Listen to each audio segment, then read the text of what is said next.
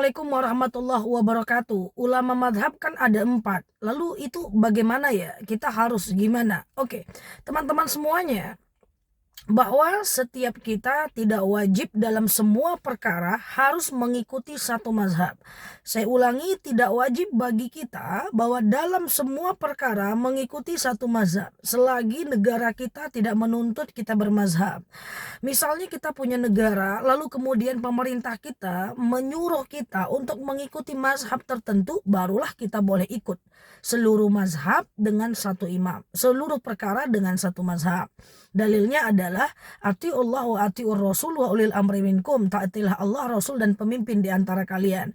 Jadi jika kita negara bermazhab lalu negara memerintahkan kepada rakyatnya untuk ikut satu mazhab tertentu, maka hukumnya wajib kita bermazhab kepada satu imam mazhab. Tapi negara kita bukan negara bermazhab. So, bagi kita juga secara pribadi tidak wajib dalam semua perkara mengikuti satu ulama mazhab atau mewajibkan untuk mengikuti satu ulama madhab. Nah, dalam hal ini adalah kita boleh berbeda madhab dalam beda perkara. Misalnya nih, dalam hal sholat, dalam hal kunut atau enggak kunut, kita ikut Syafi'i misalnya. Ya, kalau yang mau kunut berarti dia ikut Syafi'i. Kalau yang enggak mau kunut berarti dia ikut Imam Hanafi. It's okay gitu ya. Kemudian dalam hal haid misalnya, dia ikut Hambali, pokoknya boleh masuk deh gitu ya.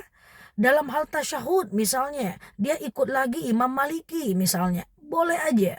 Dalam hal wudhu, dia ikut Imam Syafi'i misalnya.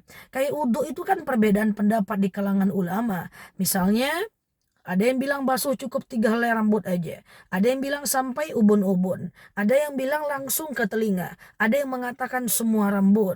Tasyahud juga beda-beda. Asyhadu an la ilaha illallah wa asyhadu anna Muhammadar Rasulullah. Ada ulama yang mengatakan asyhadu an la ilaha illallah. Ada yang begini-begini, ada yang begini-begini. Yang mana? Terserah, asal jangan berubah-ubah. Jangan subuh begini, zuhur gini. Asar begini gitu ya.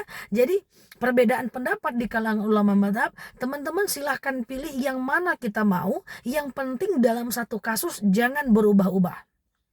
Ya, misalnya wudhu subuh 3 helai rambut aja. Wudhu maghrib semua rambut. Nah gitu ya. Kecuali pada wilayah dan keadaan yang doruriyah atau dorurat ya. Kemudian misalnya dalam hal haid kita ikut Imam Syafi'i ya. Pokoknya beda kasus boleh beda madhab, tapi satu kasus jangan berubah-ubah kecuali darurah gitu, kecuali dalam keadaan darurat. Misalnya kita menganut madhab wudhu adalah sampai ubun-ubun atau semua rambut.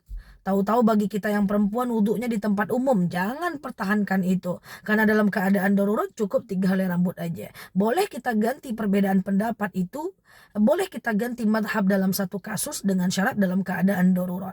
So, ini teman-teman penjelasan dari saya. Karena negara kita bukan negara madhab, maka tidak wajib kita merujuk dan pada satu madhab pada semua kasus. Kita boleh beda kasus, beda madhab. Yang penting satu kasus jangan berubah-ubah kecuali darurah atau darurat. Yang paling penting adalah tidak boleh saling menyalahkan atau memaksakan mazhab kepada orang lain. Saya teringat sebuah kisah ya.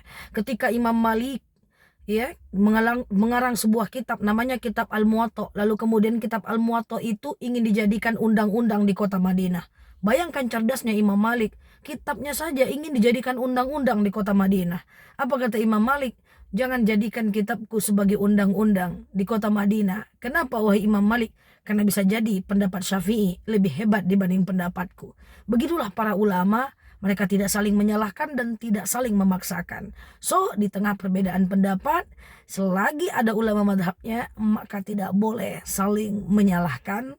Cukup pilih yang mana yang kita mau dan kita boleh berbeda dengan orang di sekitar kita. Dan dengan demikian, mudah-mudahan ada manfaat bagi kita semuanya. Like videonya, follow bagi yang belum follow. Bagi pendatang yang newcomer, boleh cek video saya yang lainnya.